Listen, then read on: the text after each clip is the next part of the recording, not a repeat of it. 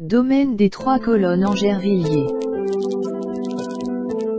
Angervilliers est un village dans l'Essonne où se trouve un magnifique manoir abandonné dans un parc en friche appelé le Domaine des Trois Colonnes.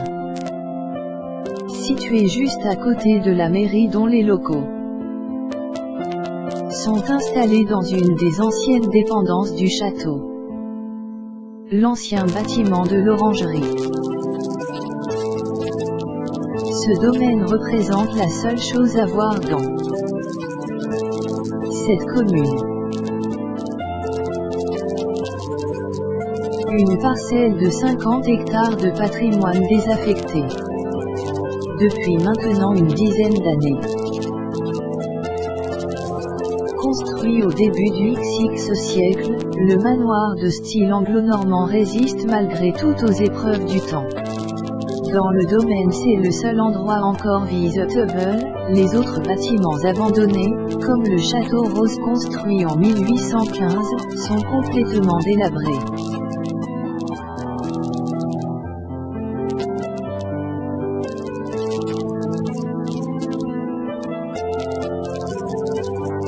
Les autres dépendances également, ce ne sont que des ruines recouvertes intégralement de végétation.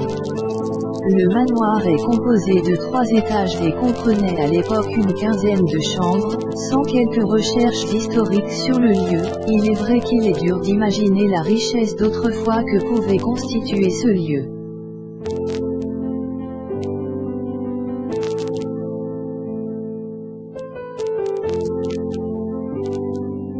Le domaine a eu plusieurs propriétaires dont la famille Weisweyer, des gens d'origine israélite qui, pendant la Seconde Guerre mondiale, à l'arrivée des nazis, vécurent l'horreur. Le mari se suicida au manoir à l'arrivée des soldats et sa femme Betty fut déportée à Auschwitz sans en revenir. Ensuite, la demeure fut occupée par les nazis en 1940. Le dernier propriétaire fut Gustave Levent, ancien patron de la boisson Perrier, décédé en 2008, maintenant ça doit être une histoire d'héritier.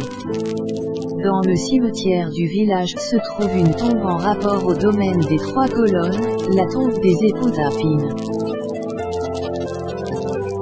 Elle est ornée de 2 mains enlacées, qui font référence au terrible drame qu'ils vécurent. Leur assassinat. Dans la nuit du 7 au 8 janvier 1875, dans la ferme poulailler qu'ils habitaient, furent retrouvés morts, se tenant la main, d'où le symbole sur leur tombe.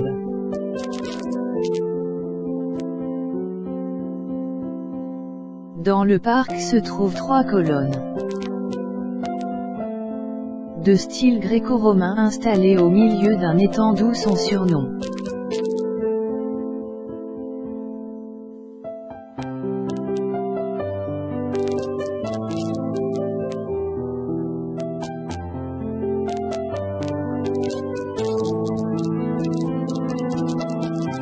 Endroit sur le bateau.